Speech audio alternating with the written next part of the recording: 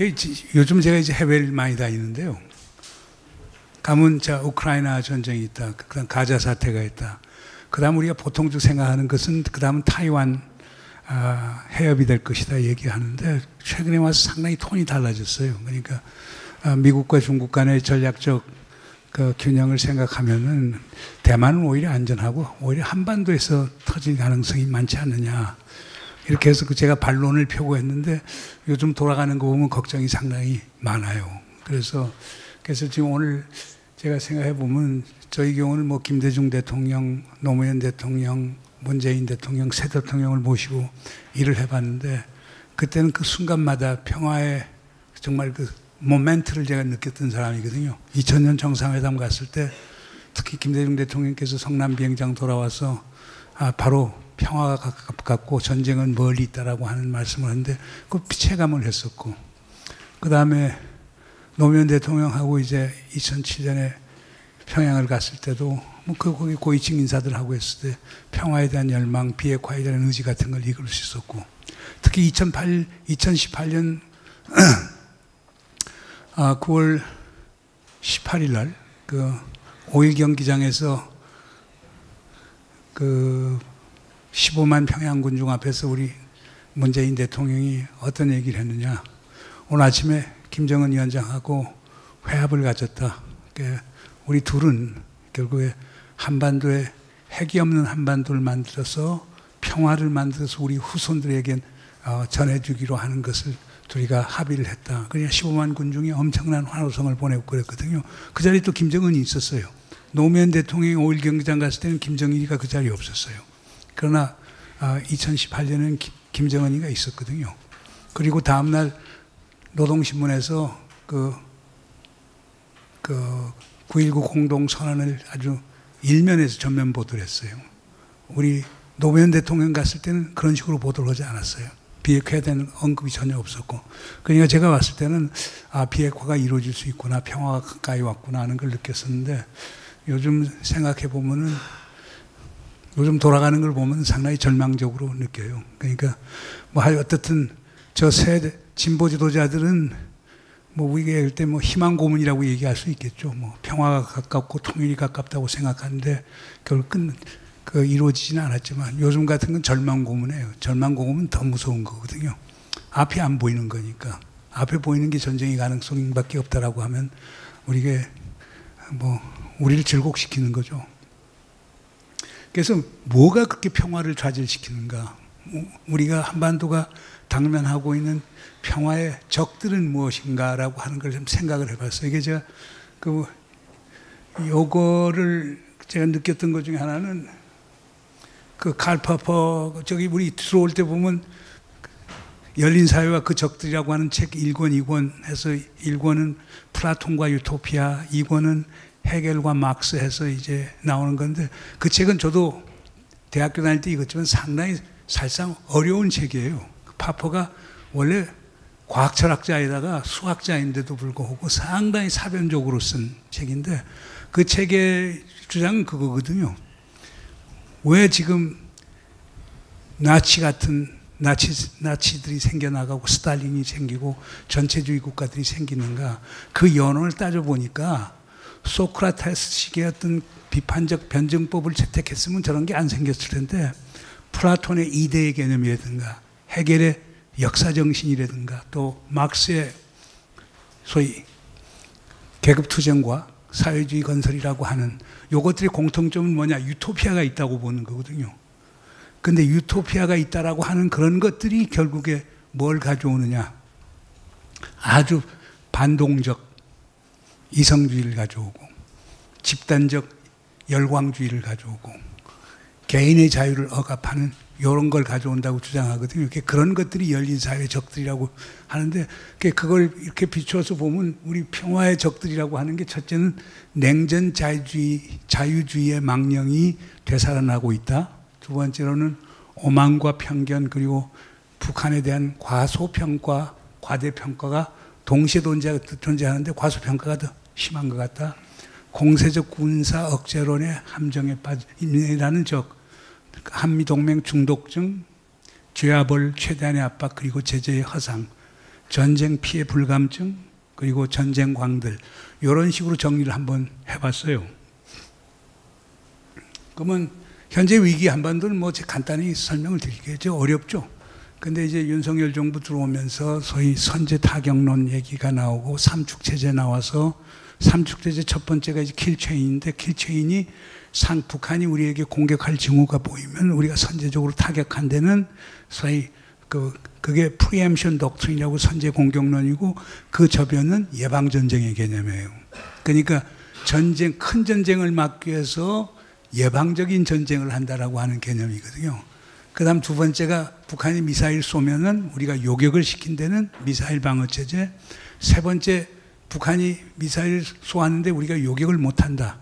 그래서 우리가 당했다. 그러면 최대한의 소위 maximum massive punishment and retaliation에서 최대한의 응징과 처벌을 가한다는, 보복을 가한다는 세 가지 축인데 여기에 핵심적인 게 프리엠션이라고 하는 선제 타격이라고 하는 것. 그리고 그 삼축체제 세 번째에 있어는 그 최대한의 응징과 보복이라고 할 때 참수라고 하는 개념이에요.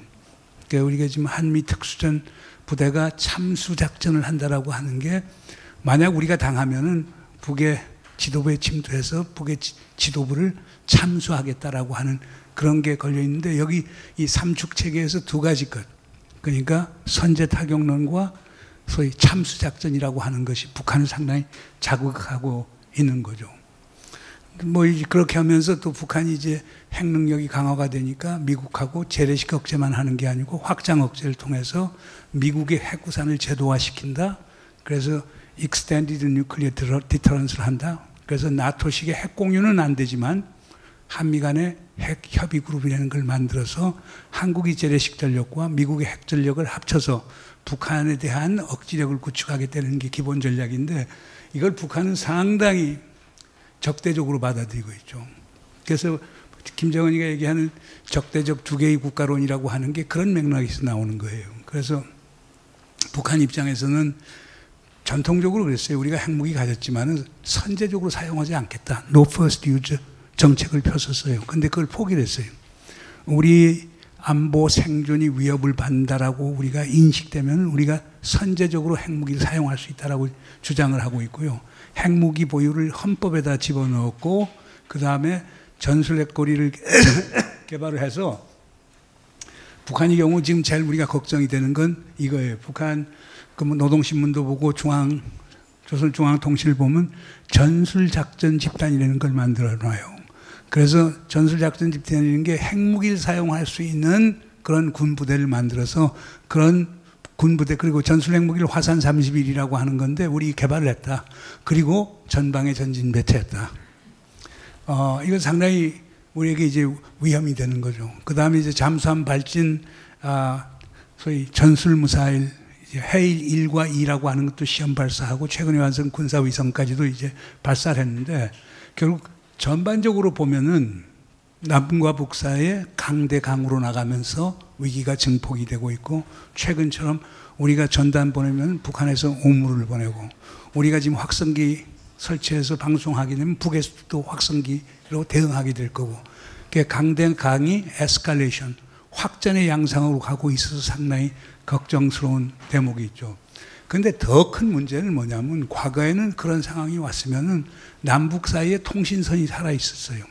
과거에는 군사 통신선이 서해, 비무장지대 동해에 있었고, 그 다음에 우리 대통령과 북의 우리 청와대와 북의 조선노동당 본부 사이에 정상간 직통전화가 있었고, 우리 국정원과 북한의 통일전선부 사이에 직통전화가 있었고, 판문점에 북의 조평통과 우리의 통일부 사이에 행정 직통전화가 있었거든요. 지금 이게 전부 다 차단이 됐어요. 그냥 우발적 충돌이 남북 한간에 일어났을 때 과거에는 전화를 하면 되거든요. 야, 그거 의도한 게 아니야. 실수야. 그렇게 해서 전쟁이 확산되는 걸 막을 수 있는데 지금 그런 장치가 없어요. 더 지금 걱정이 되는 것은 우리 정부가 이제 남북 군사합의, 사실상 2018년 9월 평양 정상회담의 가장 큰 성과라고 하는 걸 저는 두 가지를 들 수 있어요. 하나는 남북 군사 합의를 한 것, 두 번째로는 평양선언 5조에 미국이 싱가포르 선언을 준수하면 북한은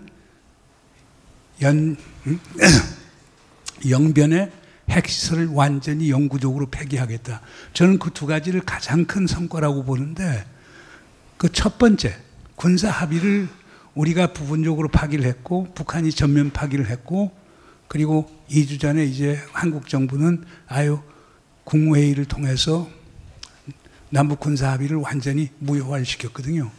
그러면 왜 이게 중요하냐면 이게 버퍼, 완충지대를 만들어요. 서해에서도 완충지대를 만들고 비무장지대도 완충지대를 만들어서 우발적 충돌이 생기는 것을 예방하기 위한 건데, 지금 그런 완충지대가 이제 완전히 없어진 거예요.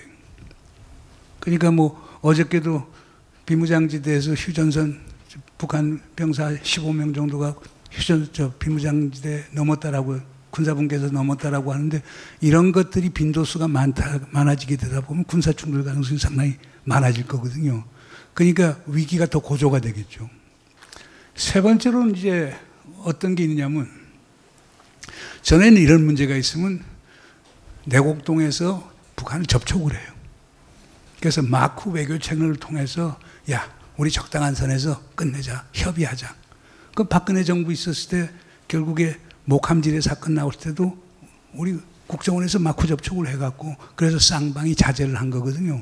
지금 그게 완전히 없어져 버렸어요. 그러니까 문재인 정부 때 상당히 애써서 만들어졌던 북한과의 마크 외교 채널이 없어져 버렸어요. 그럼 과거에도 또 없었을 때도 있었어요. 그때는 미국 채널을 사용하거나 중국 정부를 활용해갖고 북한하고 우회 접촉을 했었는데 지금 그것마저도 없어요. 그럼 북한 입장에서는 이제 남과 북은 두 개의 적대적인 국가, 두 개의 적대적인 주권 국가다. 이런 상태에서 북한하고 접촉할 수 있는 채널이 다 막혀 있는 거예요. 그래서 지금 걱정이 많이 되는 거죠. 그래서 한반도가 티킹밤, 시한폭탄과 같은 것 아니냐는 그런 생각이 지금 나오는 겁니다. 그런데 지금 미국 같은 데 보면 한반도 전쟁 시나리오가 상당히 많이 나와요. 그 대표적인 게 이제 금년 2월이죠.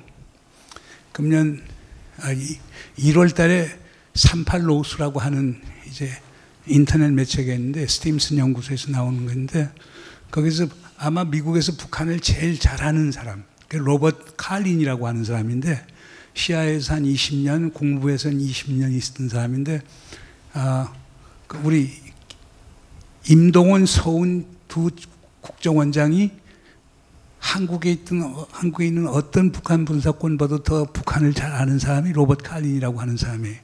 그 양반하고 직프리드 해커 박사, 이 양반이 유일하게 영변의 핵시설을 5번을 다녀온 사람이에요. 북한이 고농축 우라늄이 존재하는 사실도 그분이 직접 영변에 가서 확인해서 세상에 알려진 건데, 두 양반이 재미있는 칼럼을 썼어요. 그 칼럼의 내용은 뭐냐면, 북한은 전쟁할 결심을 이미 했다.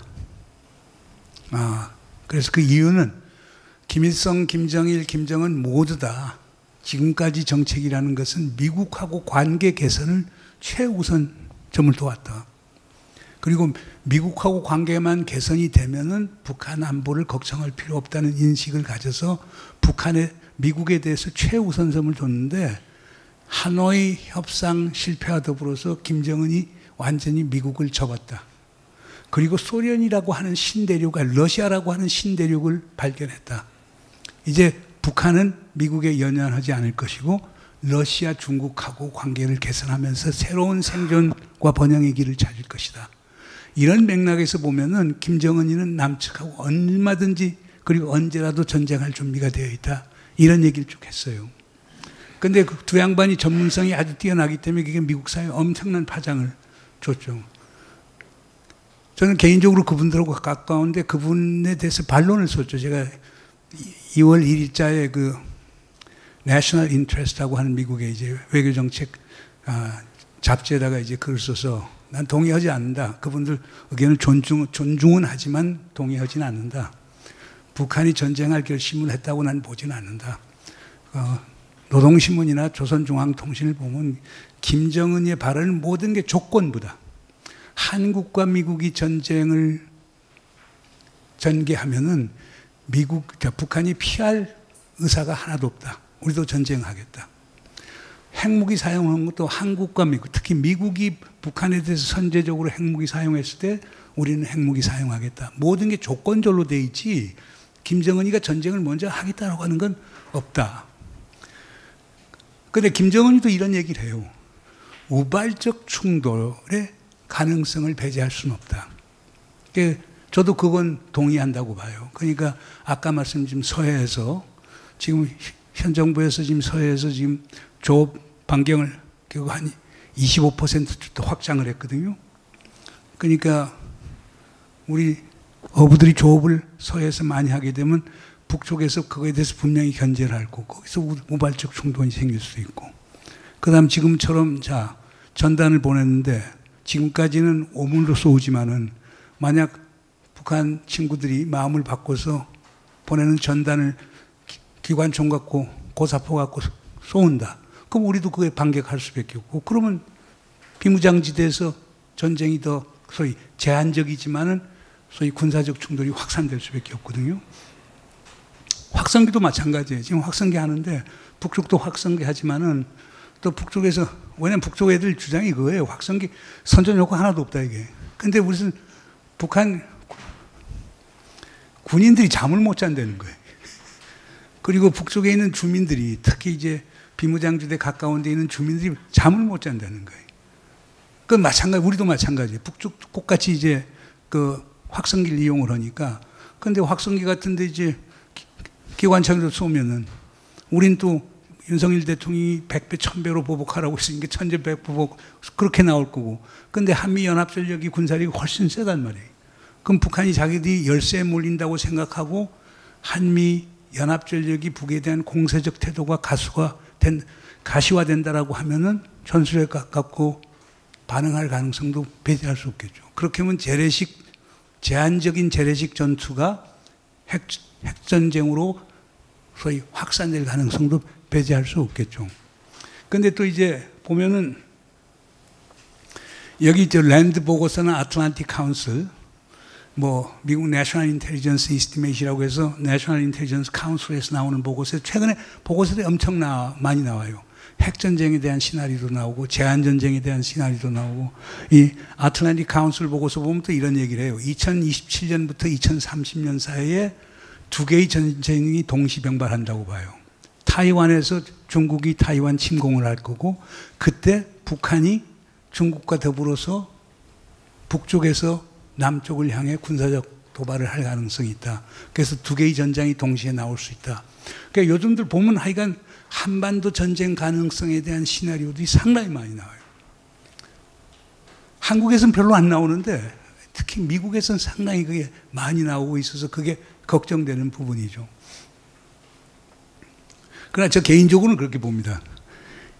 그 로버트 칼린이나 직프리드 해커 박사가 주장한 것처럼 북한이 계획에 의한 전쟁을 할 거로 생각하지는 않아요. 그러나 우발적 충돌로 만약 그걸 통제 못하면 핵전쟁으로 확전될 가능성은 분명히 있다고 보는 것이죠. 그래서 특히 서해, 비무장지대, 동해, 드론과 전단 살포, 뭐 선거에서 폭풍 이런 것들이 연계되면서 가능성이 있는데 제일 큰 걱정은 과거처럼 재래식 전쟁으로 끝나는 게 아니고 북한이 지금 핵무기를 가졌다라고 우리가 가정을 하게 되면은 핵전쟁으로 확산될 가능성이 많고 그러면 미국 입장에선 핵으로 대항할 수밖에 없고 한반도가 핵전쟁의 재앙 속에 빠질 수 있다라고 하는 것은 부인할 수 없는 사실인 것 같습니다. 그렇기 때문에 우리가 한반도에 있어서 우발적 충돌, 사소한 우발적 충돌도 피해야 되는 게 이게 에스컬레이션 포텐셜, 확전 가능성이 크기 때문에 그것을 꼭 막아야 된다는 거예요. 그러면 첫 번째 왜 이런 현상이 나오느냐?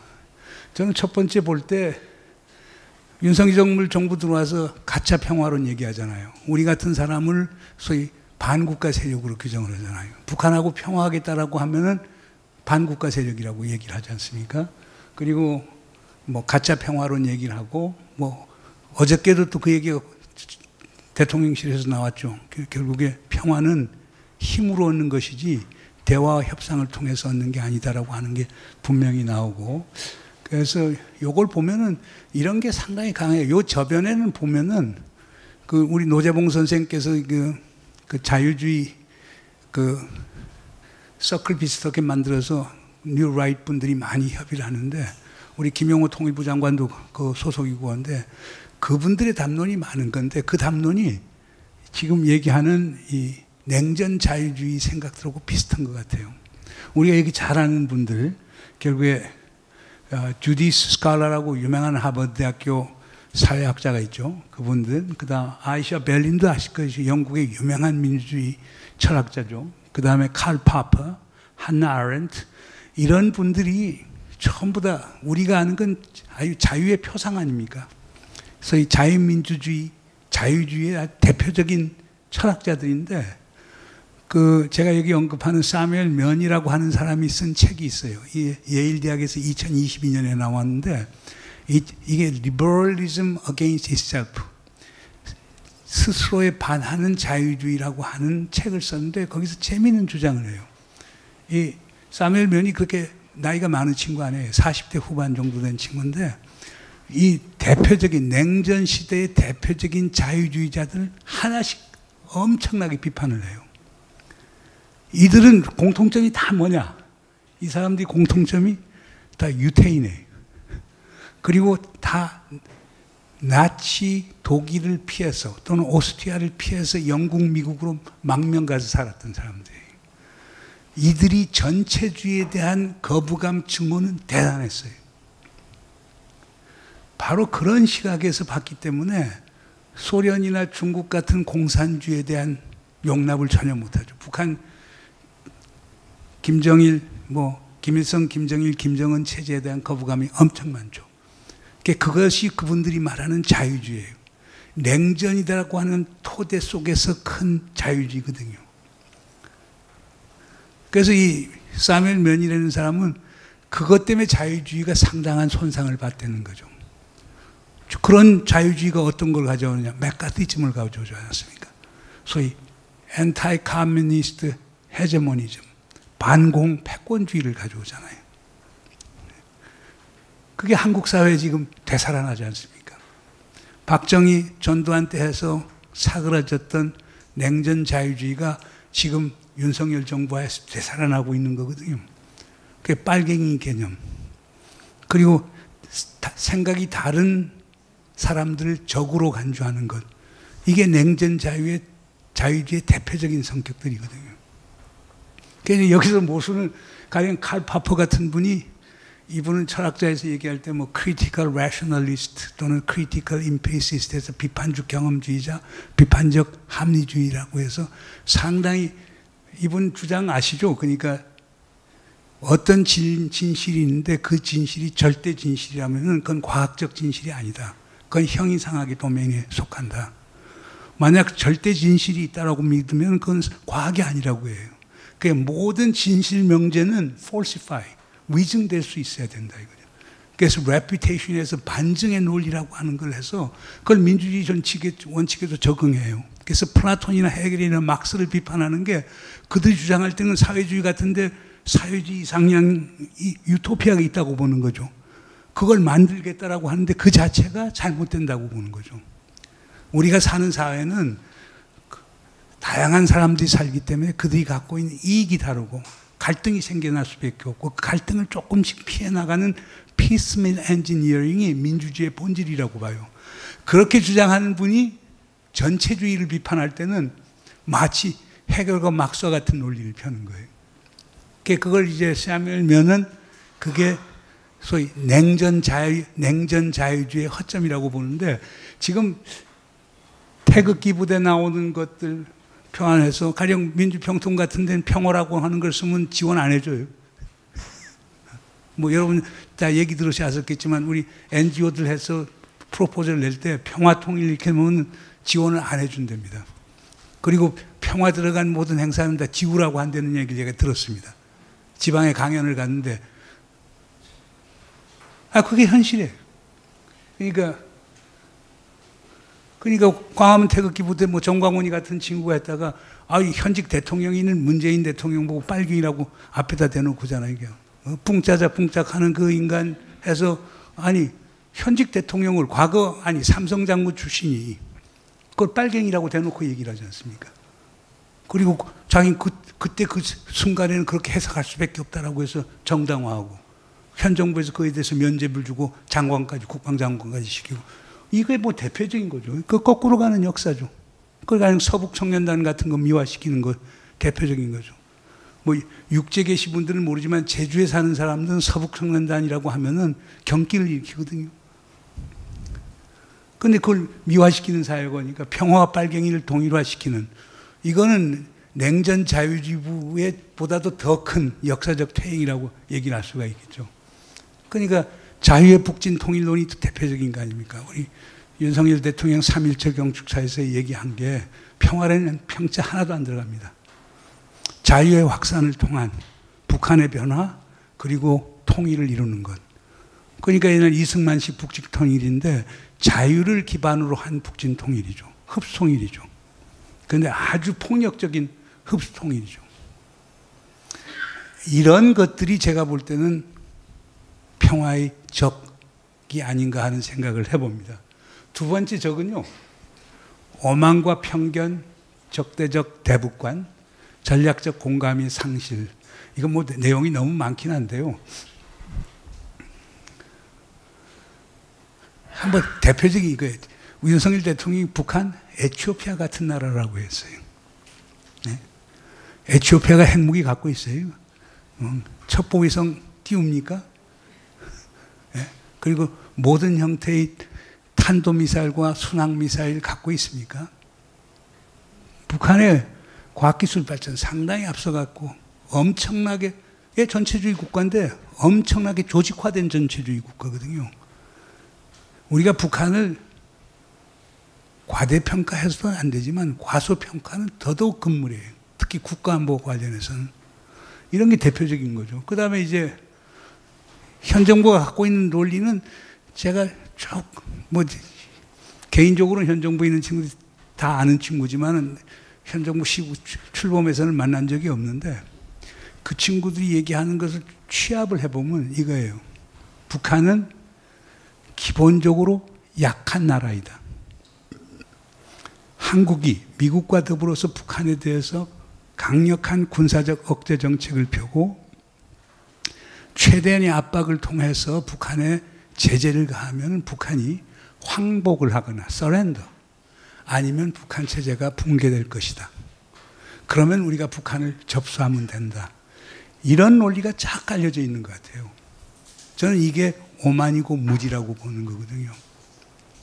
그러니까 지금 여기서 보면은 그 전략적 공감대의 부재의 문제인데요. 그 북한을 악마화하고 타자화하는 건데, 그러니까 이거 보세요. 우리 지금 탈북자들이 북한에 전단 보내는 건 표현의 자유니까 정당화된다. 북한에서 오말 보내는 것은 아주 야비한 야만적 행동이다. 그러니까 근데 김여정이 얘기는 그렇지 않습니까? 니들이 그거 보내니까 우리도 보내는 거다. 니들이 우리에게는 그게 보내는 것들이 오물인데 우리도 마찬가지로 오물 보낸다. 그건 마찬가지예요. 가령 한미연합군사훈련 요즘 365일 중에서 한 280일 정도 합니다. 그리고 1년 내내 지금 미국의 전략 무기가 한반도에 배치가 되거든요.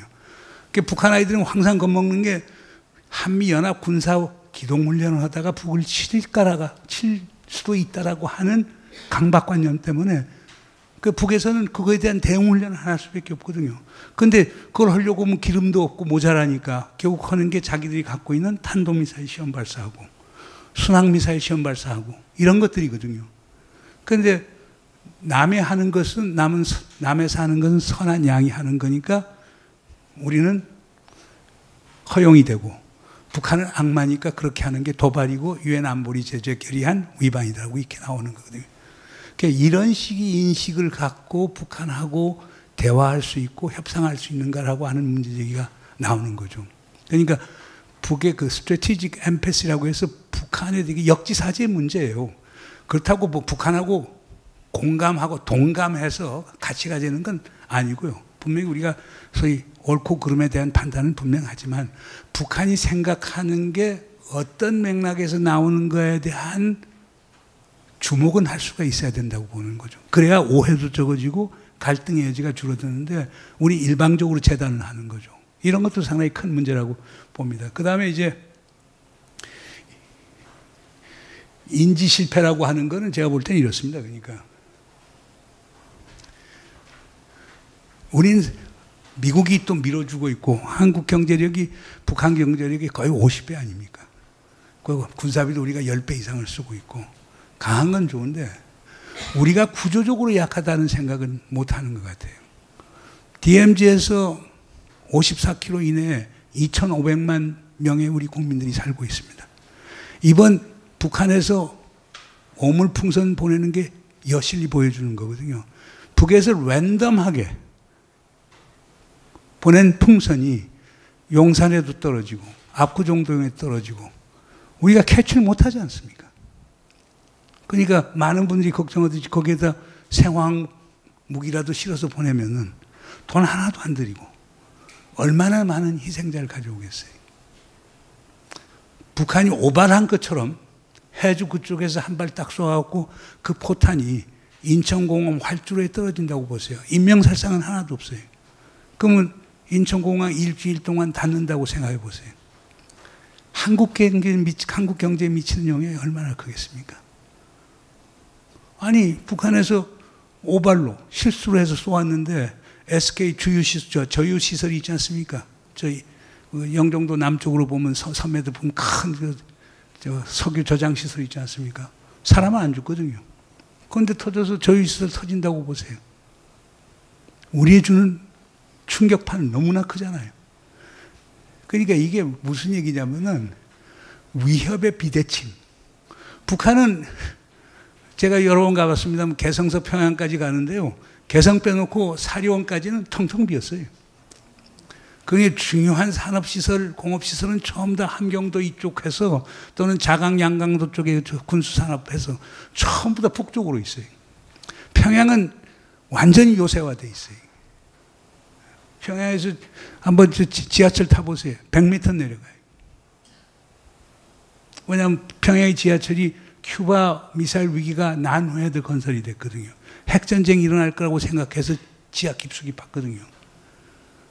그런 점에서 보면 위협의 비대칭성이 상당히 크다는 거예요. 우리는 다 열려져 있어요. 아주 취약화되는 거죠. 북은 우리보다는 덜 취약화되는 거죠. 그러니까 이런 것들에 대한 인식이 별로 없지 않는가. 두 번째, 이제 세 번째 평화의 적들이, 그래서 하나는 하여간 북한을 역지사지 입장 가서 보고, 그 다음에 북한에 대해서 소위 우리가 오만과 편견을 갖고 받지 말고, 하나의 현실적 상대로 우리가 바라보면서 북한을 대해야 되는 것 아니냐 하는 생각이 들고요. 세 번째, 제가 평화의 적이라고 하는 것은 이 예방전쟁론, 공세적 억지 이론이에요. 아까도 얘기했지만 가령 선제 타격론 같은 거는 오펜시브 디터런스예요. 공세적 억지 이론이에요. 지금 한미 전략의 기본은 억제 이론이에요. 억제 이론이란 그렇습니다. 상대방이 나에게 선제적으로 공격을 해왔을 때 우리의 반격 능력이 북한을 월등하게 압도해서 북한을 초토화시킬 수 있다는 위협인식을 북한에 줌으로써 북한이 우리에게 선제 타격을 하지 못하도록 만드는 게 억제 이론이거든요. 근데 그게 방어적 억제 이론은 결국에 뭐냐, 북이 우리로 선제 공격을 하지 않을 거라고 하는 인식을 가졌을 때 이런 억지력이 형성이 돼요. 사실 북한 같은 경우는요, 제가 북한 저희 당국자들하고 많은 토론을 거쳐서 느낀 거는 우리가 억제를 얘기할 때는 세 가지를 얘기합니다. 첫째는 북한 입장에서는 미국이 우리를 소위 보복 타격해서 우리를 무력화시킬 수 있는 능력이 있는가? 능력이에요. capability. 두 번째는 intention이에요. 의도예요. 미국이 정말 우리에 대해서 군사적 행동을 해서 우리 보복 타격해서 우리를 완전히 초토화시킬 의도가 있는가? 세 번째는 의지예요. 능력과 의도가 있더라도 그런 정치적 의지가 없으면은 미국이 행동을 옮기지 못하잖아요. 그래서 억지력을 볼 때 봐야 될 거는 첫째 capability, 두 번째 intention, 세 번째 will이에요. 이 세 가지 것을 만족하느냐는데 제가 만나본 북한의 당국자들은 미국이 북한을 칠 수 있는 능력도 의도도 의지도 있다고 다 봐요. 그럼에도 불구하고 지금 한국과 미국이 하는 억제력의 문제는 첫째 점은 뭐냐면 이게 방어적 억제가 아니고 공세적 억제예요. 소위 전쟁의 에스컬레이션, 확전을 관리하는 억제가 아니고 오히려 전쟁의 확전을 키우는 억제 전략을 펴고 있어요. 이거 상당히 위험한 거거든요. 두 번째, 미국과 소련의 과거 핵 억지를 보면 기본적인 이해가 있어요. 뭐냐면 미국이나 미국이나 과거 소련이나 전쟁이 일어나면은 억제의 실패 때문에 생기는 거다. 그러면 억제 안정성을 유지하기 위해서는 어떻게 하느냐? 상호 간에 서로의 정책을 강제적으로 변경시키려고 하는 의도를 보이지 말자는 거예요. 그런데 지금 한국과 미국이 이제 북한에 대한 보이는 억제력은 디터런스, 한편에서는 억제를 하면서 다른 한편에서는 컴펠런스, 북한에 대해서 강압을 통해서 북한이 정책을 변경시키려는 의도를 보이는 거예요. 이럴 경우는 억제가 깨져버려요. 억제 안정성이 깨져버려요. 상대방하고 하기 싫은 걸 하게끔 팔비트는 그렇게 하는 거니까. 그러니까 지금 한국과 미국이 북한에 대해서 하는 억제가 deterrence and compellence, 억제도 하면서 강압도 동시에 하는 거예요. 그러니까 북한이 싫어하는 거예요. 강압은 뭐냐? 자, 핵무기 포기하라. 인권정책 개선하라. 응? 북한에서 자, 유일 독재 체제 종식시켜라. 북한 입장에서 받을 수 없는 걸 지금 요구하니까 그게 강압에 해당되는 거죠. 세 번째 문제는 억제와 재보장의 문제예요. 억제가 잘 되기 위해서는 이렇게 해요. 한편에서는 군사적으로 억제를 하면서 다른 한편에서는 야, 우리가 선제 공격 안 할게. 응? 우리는 당신들하고 전략적 안정을 계속 유지하려고 하는 게 우리의 목표야. 그래서 안심을 시켜주는 노력을 하는 거거든요. 그런데 지금 미국과 북한의 관계를 보면은 지금 어떻게 되냐면 미국이 북한에 대해서 재보장을 해주는 것보다는 우리 한국에 대해서 재보장하는 데 더 역점을 둬요. 왜냐하면 한국 사람들이 지금 주장할 때는 미국 믿지 못해. 미국이 우리에 대해서 안보 공약하는 거에 의심할 바가 많아. 그러니까 이제 미국은 북한에 대해서 우리 안 칠게라고 메시지를 보내야 되는데 남쪽에다 걱정하지 마라. 북한이 치면 우리가 얼마든지 남쪽을 도와서 북한을 격퇴시킬게. 남쪽을 자꾸 안심시키려고 하다 보니까 북한이 더 불안해지는 거예요. 그래서 그 재보장, reassurance의 이중성 때문에 이 억제력이 지금 삐뚤어지고 가고 있는 거거든요. 이제 마지막에 이제 또 우리 억제력의 문제점이라고 하는 건 우리가 국방비를 어느 정도 지출해야 될까? 어느 게 합리적일까? 우리가 군사력을 어느 정도 건설해야 우리에게 안심할 수 있을까? 이걸 합리적 충분성이라고 얘기하는데 현실적으로 합리적 충분성은 현실적으로 존재하지 않아요. 왜냐하면 군의 입장이라든가 보수적인 사람들의 입장에 보면 우리의 억제력은 항상 모자란다고 보는 거예요. 근데 그게 북에는 위협으로 작동을 하거든요. 그래서 이런 군사 교리에 의해서 지금 최근에 한국과 미국이 전개하고 있는 억지 전략이라고 하는 군사 교리에 제가 볼 때 큰 하자가 있다. 그러니까 이런 교리를 만든 사람도 평화의 적이라고 저는 보는 겁니다. 그 다음은 뭐 우리 다 아는 건데요. 한미동맹 중독증이라고 하는 이제 덫을 또 얘기하지 않을 수밖에 없는데 제가 2017년 7월에 제가 미국의 그 유명한 아틀란틱이라고 하는 그 잡지하고 인터뷰를 했었는데 제가 인터뷰에서 어떤 얘기를 했냐면 그때 제가 특보를 할 때입니다. 한미동맹에 대해서 묻길래 이 세상에서 가장 행복한 국가는 동맹이 없는 국가다. 동맹이 없는 국가는 위협도 적도 없는 아주 유리한 안보 환경을 갖고 있는 국가니까 한국도 그러길 원한다. 그러나 북한이 위협이 존재하고 있다. 그렇기 때문에 우리는 한미동맹을 할 수밖에 없고 주한미군의 유지를 우리가 수용을 할 수밖에 없다. 이렇게 얘기를 했는데 조선일보가 뒤에 건 빼고 앞에 것만 딱 인용을 해갖고 문정인 특보, 동맹이 없는 국가가 가장 이상적인 국가. 난리가 났었어요. 그러니까 지금 우리 이제 김준형 교수 같은 경우는 이제 국회의원이 됐으니까 좀 낫죠. 근데 이 양반이 그놈이 가스라이팅 썼다가 그 얘기 아시죠? 이 양반 쓴 책에서 한국 사람들은, 그러니까 미국이 한국 사람들에 대해서 가스라이팅을 했다.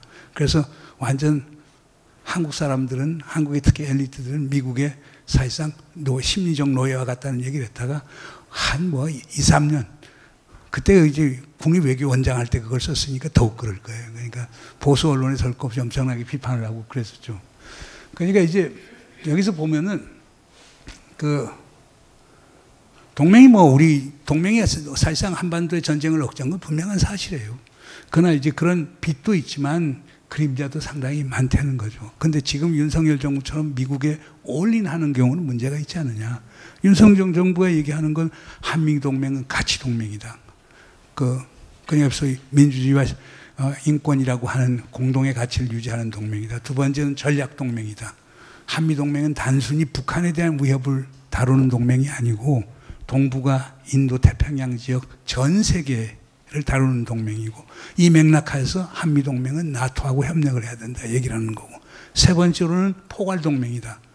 그러니까 한미동맹은 단순히 군사동맹뿐만 아니고 경제동맹, 그 다음에 과학기술동맹, 정보동맹, 심지어 문화동맹, 사이버동맹까지 가고 있거든요. 그래서 전 분야에 걸친 동맹을 강조를 하는데, 그렇게 미국의 모든 걸 올인했다가 미국에서 큰 변화가 오면 어떡하느냐 이거죠. 가령 바이든이 되면은 그냥 가겠지만은 그 트럼프가 되면은 다 다르죠. 여기 덕 바운더라고 하는 친구는 사실상 트럼프 지지 세력도 아닌데, 이게 미국에서 리버타리아니즘이라고 해서 자유지상주의, 리버타리안 파티도 있는데 거기 소속된 아주 미국의 최고 이론가예요. 이 사람은 근데 로널드 레건 대통령 때 특별보좌관을 하던 친구인데, 이런 친구는 깨놓고 얘기해서 왜 주한미군 둬야 되느냐. 주한미군 잘못 두었다가 결국에 북한이 지금 ICBM 능력 가졌는데 미 본토가 타격당하면 어떻게 하느냐. 주한미군 빼자. 그 다음에 이제 더 나가서는 만약 미국이 북한에 대해서 군사행동을 했을 때 2만 7천 명이 평택에 있으면은 그게 완전히 인질로 잡힌다. 그러니까 북한에 대해서 군사행동을 하기 위해서 주한미군 빼야 된다. 이렇게 주장하는 사람이거든요. 엘드리지 콜비 같은 경우는 미국은, 이 친구는 전에 윌리엄 콜비라고 아실 거예요. 미 CIA 디렉터 했던 양반의 손자예요. 이 친구 엄청 꼴통인데, 엄청난 반중 인사인데, 젊은 친구예요. 젊은 친구인데, 변호사예요. 예일대학교 로우스쿨 나온 친구인데, 트럼프 있을 때 국방성 부차관보를 하고 했던 친구예요. 이 친구 요즘 여러 가지 한국에서, 한국 보수 언론에서 제일 환영받죠. 우리하고 국익에 다른 발언을 하는데도. 첫 번째 얘기하는 것은 기본적으로 주한미군 두는 건 북한 때문에 두는 게 아니고 중국 때문에 두는 것이다. 한국 정부가 여기에 찬동하지 않는다면 우리가 왜 주한미군 둬야 되느냐. 두 번째, 만약 한국이 중국을 겨냥한 한미동맹 또는 한미삼국동맹의 일원이 있다라고 하면은 한국하고 일본을 핵무장 시키자. 우리 미국 혼자 힘 갖고는 안 된다. 한국과 일본을 핵무장 시켜서 한국과 일본이 중국에 싸우게끔 해야 미국의 힘이 덜 들게 되고 부담이 적어진다는 주장을 하는 사람이에요. 대표적인 사람이죠. 이런 친구들 얘기를 하면서, 그 다음에 이제 트럼프 자신은 한국의 자선 사업으로 우리가 주한미군 두는 건 아니지 않느냐.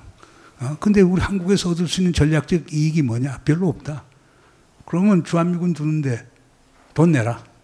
전략 무기 한반도 배치하는데 돈 부담하라. 주한미군 유지하는데 한국이 더 많은 돈 내라. 그게 트럼프가 주장하는 거예요. 그거 안 내면 우리 뺄 용이 있다. 트럼프는 나토도 해체해야 되는 거거든요. 뭐로 미국군이 가서 유럽에 가갖고 유럽 국가들 우리 돈, 미국 돈 내면서 그들을 보호해줘야 되느냐는 게 주장이니까. 그러니까 상당히 이제 어려워질 수 있을 거예요. 그러니까 이건 뭐냐면, 그러니까 저는 이렇게 생각해요. 미국 사람들하고 그래서 다툼이 많은데, 한미동맹의 목표가 뭐냐? 나는 그거 한반도의 평화를 가져오는 게 목표라고 생각한다. 안보는 부차적이다. 평화를 가져오지 않는다라고 하면 우리가 동맹을 뭐로 하느냐? 응? 당신들 때문에 한반도가 분단이 됐고 우리 다시 통일시켜갖고 한반도의 평화 번영을 가져오는 건 당신들이 역사적 책무라고 얘기를 하는 거죠. 그 다음에 동맹? 당신들이 동맹이 수단이시지 우리도 한미동맹이 우리에게 도구지 목적 그 자체가 아니지 않느냐. 그 다음에 저는 뭐 깨놓고 얘기해요. 트럼프 당선되면 이제 어떻게 하느냐. 트럼프 당선되고 그게 세상의 끝이 아니다. 트럼프 당선돼서 뭐 방위비 분담 안 하면 주한미군 빼라? 빼서 가져가라. 그럼 우리 북한하고 다시 협력할 수 있고 중국, 러시아하고 다른 협력하면서 새로운 질서 할 수 있는 거지. 아니 트럼프가 주한미군 빼고 한미동맹 끝낸다고 대한민국의 운명이 끝나는 건 아니다. 아니 5천만 인구가 살고 있는 땅이고 대한민국 사람들 다 똑똑하고 한데 미국에서 그렇게 한다고 해서 그게 지구의 종말이 오는 것처럼 생각하는 건 그건 넌센스다. 그러나 불행한 것은 한국의 많은 우리의 선배들이 저를 포함해서 그런 이미지를 미국에 준 건 사실이에요. 그러니까 미국 없이 한국은 끝나는. 우리 박지원 의원까지도 항상 미국 없는 한국은 존재하지 않습니다. 전 동의하지 않는다고 얘기를 하지만은 미국 없는 한국 얼마든지 존재 가능합니다. 새로운 생존과 번영의 공간을 얼마든지 만들 수 있다고 보니까 이런 것들이 큰 문제인 것 같아요. 다섯 번째 이제 제재는 뭐 간단하게 얘기할게요. 미국이 지금까지 한 거는 북한에 대해서 맥시멈 프레셔, 최대한의 압박을 통해서 제재를 가하면 북한이 황복해서 나오거나 아니면 북한이 망할 거라고 봤는데 아직까지 일어나지 않았잖아요. 게다가 지난 4월에는 유엔 안보리에 있은 제재 전문가 패널 결국에 러시아가 반대해서 연장 안 됐거든요. 그럼 제가 4월에 모스크바를 갔었는데 뭐 분명히 얘기해요. 북한의 식량, 생필품, 그 다음 석유, 가스 공급하는 거 그거는 인도적 차원에서 하는 거고 일반적인 상거래이기 때문에 유엔 안보리 제재하고 전혀 관계가 없다. 우리는 그걸 개선하겠다. 그러나 뭐 당신들이 걱정하는 것처럼 북한에 우리가 첨단 과학기술, 군사과학기술 그런 건 제공하지 않겠지만은 그러나 생필품, 식량, 석유, 가스 공급은 우리 얼마든지 할 용의가 있다 얘기를 하거든요. 만약 러시아가 그걸 본격적으로 딱 하게 되면 미국 제재는 하나 작동 안 하는 거예요. 더 놀라운 거는 미국이 그렇게 지금 30년 이상 제재하면서 엄격한 의미에서는 70년 제재예요. 한국전 끝나면서 지금까지 계속 미국이 북한에 제재를 해왔는데 제재가 효과가 있습니까? 제재의 목표가 결국 북한이 대량살상 무기 그 다음에 탄도미사일 개발하지 못하게 해서 한 건데 그게 다 만들지 않습니까?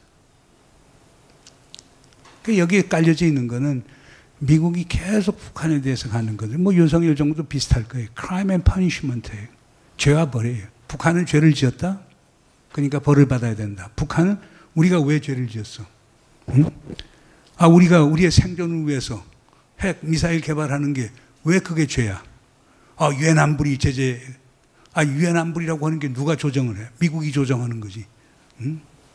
지금 그렇게 나오는 거니까 해결의 길이 안 보이는 거예요. 근데 요게 북한 입장에서는 다른 군사적 조치 다 한다라도 해도 제재가 계속되면 북한에 대한 적대시 정책이 계속되는 걸로 보거든요.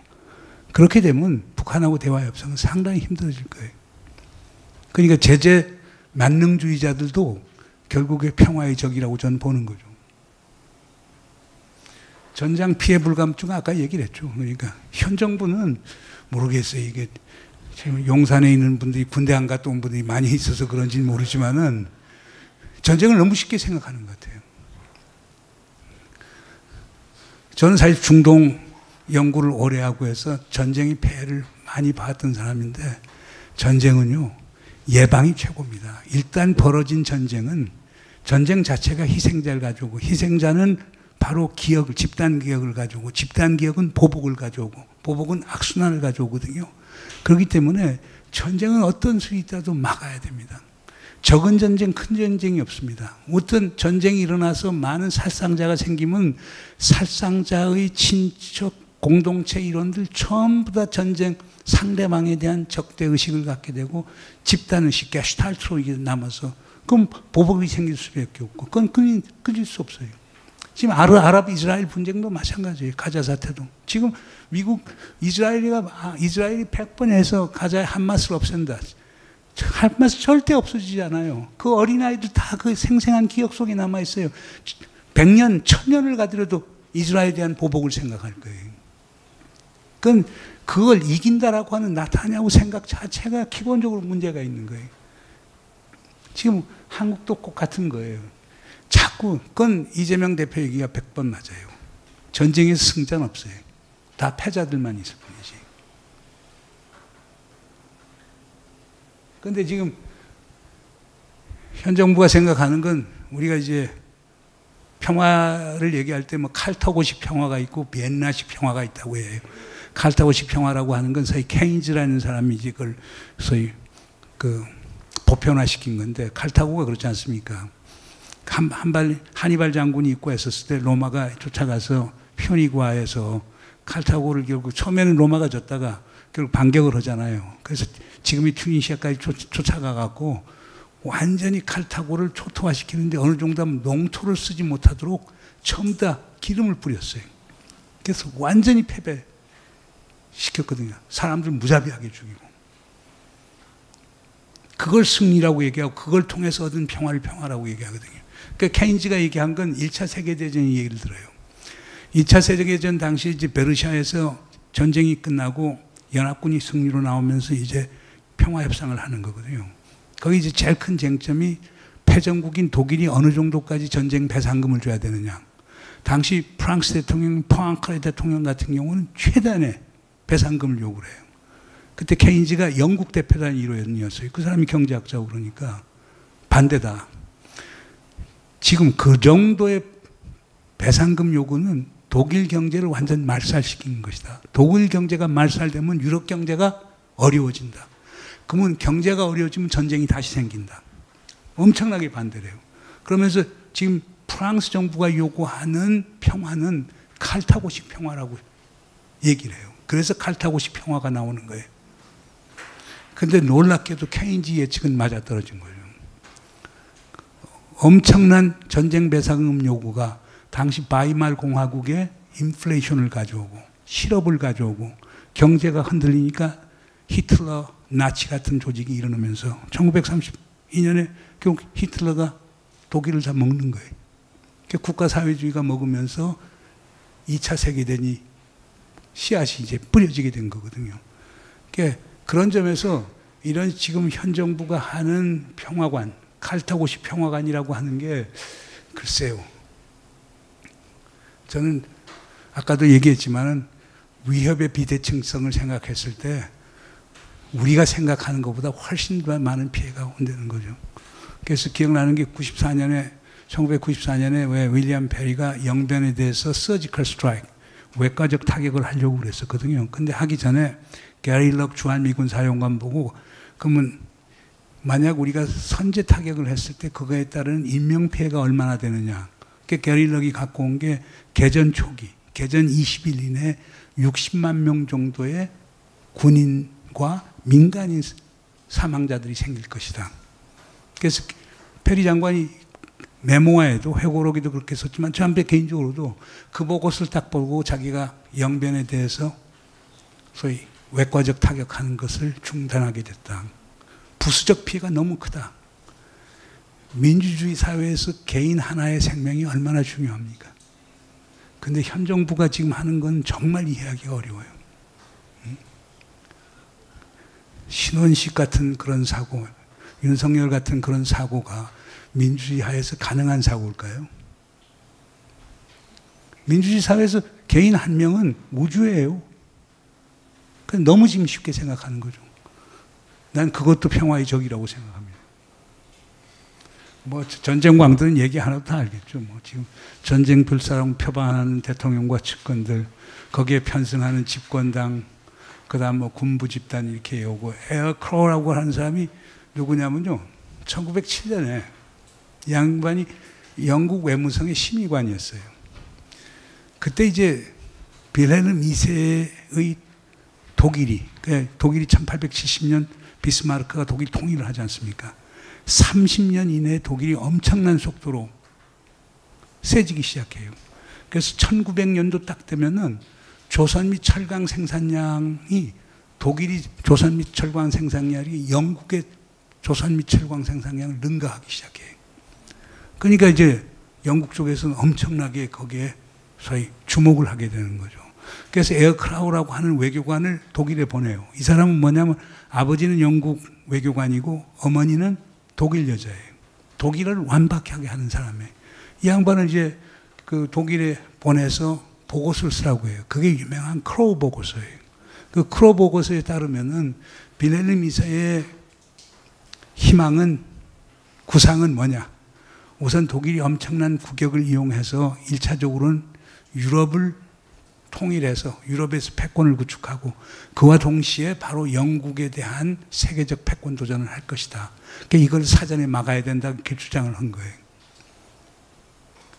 그건 결국에 당시 영국 외무장관 포함해서 왕실에서 크로우 보고서를 수용을 한 거예요.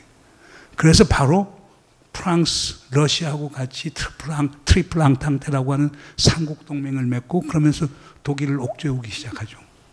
독일은 그걸 적대적으로 보기 시작하죠. 이 과정에 7년이 걸려요. 그래서 1914년에 1차 세계대전이 일어나거든요. 그래서 키신저 같은 사람이 쓴 책, 언차이나라는 책에서 보면은 이 양반이 이 전공이니까, 유럽 외교사가 전공인데 이 양반 얘기가 뭐라고 얘기하느냐. 그때 크로우의 보고서가 없었더라고 하면 유럽에는 평화가 왔다. 이 잘못된 외교관이, 잘못된 보고서. 근데 크로우는 영국 외교관 사회에서 가장 존경받는 사람이었어요. 원칙 있고 아주 치밀하고. 난 근데 그걸 보면서 이 한국 외교부의 북미파들, 북미국장을 하거나 북미과장을 해서 미국하고 오랜 관계를 가진 사람들이 거의 비슷하고 봐요. 그러니까 중국, 러시아, 북한은 악마고, 그리고 이들을 다루는 방법은 미국하고 동맹밖에 없고, 거기 거의 기계적인 사고를 하거든요. 저는 에어크로우가 그런 부분에 있어서 훨씬 더 선배라고 보는 거죠. 그러니까 지금 많은 외교사학자들은 에어크로우의 그 보고서가 결국 세계의 재앙을 가져왔고 1차 세계대전을 가져온 씨앗이라고 보는 거거든요.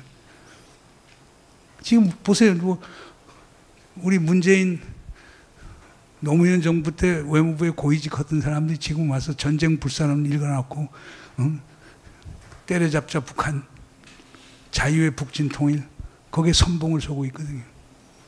나는 비슷하다고 봅니다.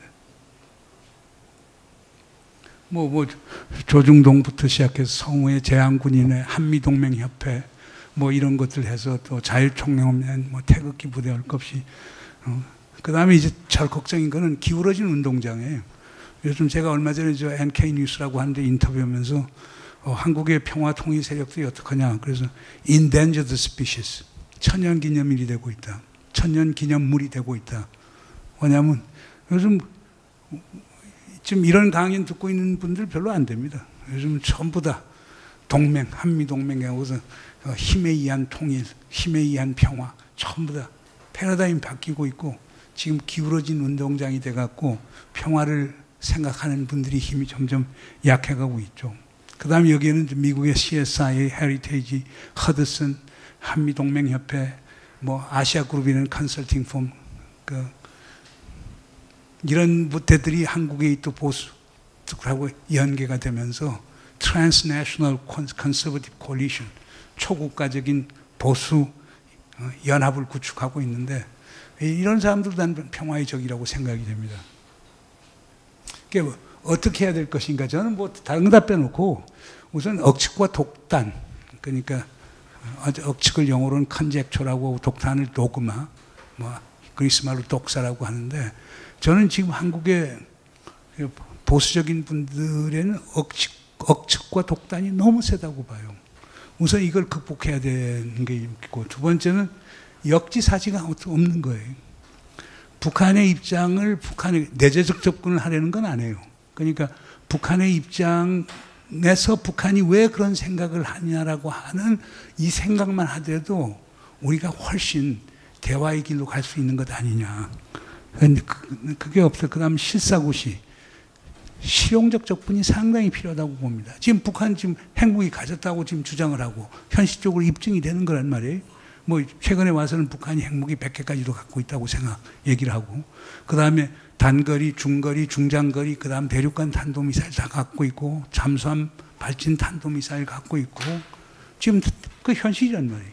그 다음에 북한이 소형화 시켰다, 얘기를 하고, 그 다음에 경량화 시켰다고 하는데, 그 현실이면은 그 현실 인정하고 북한에서 얘기할 건데, 지금 우리는 계속 북한의 비핵화, 이 조건 안 하면 대화도 안 하.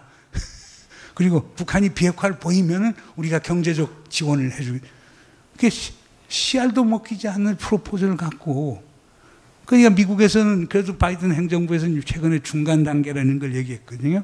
인트림 스텝이라고 그래서 북한이 우선 그 핵 미사일 활동만 중지를 하더라도 그러니까 북한에서 제재의 부분 완화를 얘기할 수 있다 제안을 했는데 이거 한국 정부에서 난리가 난 거예요. 그리고 한국 정부에서 미국에서 그런 사실 없다고 얘기하더라. 아니 미국은 포기한 건 아니에요. 그래서 바이든 행정부도 11월 대선 전까지는 북한 문제도 뭔가 진전이 있어야 될 거 아니에요. 그냥 놔둘 수는 없고 그냥 놔뒀다가는 또 한반도에서 뭐가 터지게 되면 엄청난 악재 아니에요. 그러니까 그걸 북한이라는 지금 핵을 가진 북한이라는 현실을 직시하고 그에 따르는 현실적 대안을 생각해야 되는데 계속 구호로 비핵화 없이는 안 돼. 북한의 비핵화는 있을 수 없도. 그리고 생각해 보세요. 북한의 비핵화라는 표현을 쓰니까 그러니까 현 정부 와서 재밌는 변화가 이거예요. 우리가 보통 한중일이라고 그러잖아요. 한일중일로 바꿔라. 저는 지금도 한중일로 쓰고 있는데, 그 중국 사람들 얼마나 기분 나쁘게 볼 거예요. 그러니까 그거, 그 다음에 최근에 많이 나오는 게 우리 현 정부의 외교적 성과가 그거예요. 한반도 비핵화라고 하는 게 미국, 한국, 중국, 육자회담 참여국가들이 공통적으로 받아들이는 건데, 그래야 북한이 비핵화를 할 거 아니에요. 한반도 비핵화해서 그 안에서 북한의 비핵화, 그리고 한국은 핵무기 갖지 않는다라고 하는 게 이루어져야 가능할 건데 요즘 북한의 비핵화라고 하는 표현을 우린 쓴다. 미국이 한반도 비핵화라고 하는 표현을 쓰지만 실제 내심으로는 북한 비핵화랑 같은 말이다. 그리고 그걸 우리의 외교적 성과라고 얘기하는 이게 현실적으로 이해가 됩니까? 그러니까 그 다음에 이제 contextual intelligence라고 해서 요거는 하버드 대학에 있는 조셉 나이 교수가 쓴 건데 난 우리 정부의 정보 실패가 저는 상당히 크다고 봅니다. 뭐 대표적인 게 엑스포 유치해서 그게 대표적으로 드러나는 거 아닙니까? 그러니까 모든 정보는 그 컨텍스트, 맥락에 맞는 정보를 가져야지 단선적으로 자기가 보고 싶어하는 것 또는 자기 밑에 있는 사람들이 일방적으로 제기하는 정보만 갖고 사물과 현상을 보면 백전백패한다. 요걸 우리가 염두에 댈 거고요. 그냥 국민적 합의가 상당히 중요하다는 거죠.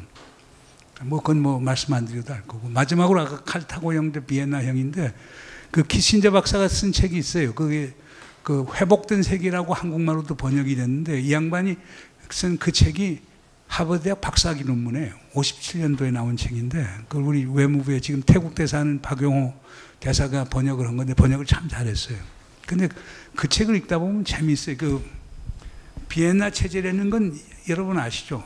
나폴레온 전쟁이 일어나잖아요. 1805년에 나폴레온 전쟁이 일어났는데 나폴레온이 돌아온 다음에 결국에 프랑스가 패배를 하게 되잖아요. 그러면 보통 같으면 패배한 국가는 할 말이 없는 거 아니에요. 근데 당시 그 오스트리아 재상이었던 메테르니는 다르게 생각해요. 프랑스가 졌지만 프랑스를 포함시켜야 된다. 그걸 영국도 동의를 해요. 독일도 프로이센도 동의를 하고. 그래서 프랑스를 포함해서 프랑스, 오스트리아, 독일, 프로이센, 그 다음에 영국, 러시아 이 5개 국가가 서로 협의를 해요. 그러면서 뭘 만드느냐면 유로피안 컨셉트, 유럽 강대국 협의체라는 걸 만들어요.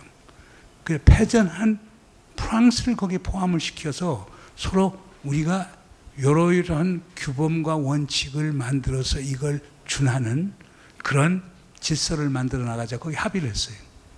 그래서 1815년 그 파리 협약이 만들어진 비엔나 체제라는 게 100년의 평화를 가져왔어요. 그러니까 1914년 1차 세계대전이 일어날 때까지 100년 동안의 평화를 가져온 게 이 비엔나 체제예요. 그 여기 핵심은 뭐냐? 키신저가 강조하는 게 이거예요. 평화에는 승자와 패자가 있는 게 아니다. 평화라고 하는 것은 product of mutual compromise and concession. 서로 양보의 결과로 나타나는 게 평화지 일방이 타방에게 일방적으로 강요하는 게 평화가 아니라고 얘기를 하거든요. 현 정부가 귀 기울여야 되는 것 같아요. 그러니까 승자와 패자가 있는 평화는 전쟁의 결과지 평화의 결과가 아니라고 얘기를 하는 거거든요. 그걸 좀 의식을 했었으면 좋겠어요. 이런 걸 해서 이게 제가 지금 뭐냐면 이거를 지금 책을 쓸까 지금 하는 중이어서 오늘 맛배기만 보여드린 건데 요 관련해서 좋은 아이디어나 뭐 코트나 내가 미싱하는 부분이 있으면은 저한테 이메일이나 그래서 제가 이메일하고 그냥 전화번호 드렸으니까 카톡이나 텔레그램을 저한테 보내주시면은 제가 책을 쓸 때 참고를 할 것이고 꼭 이름을 제가 반영하도록 하겠습니다. 자, 이상 마치겠습니다.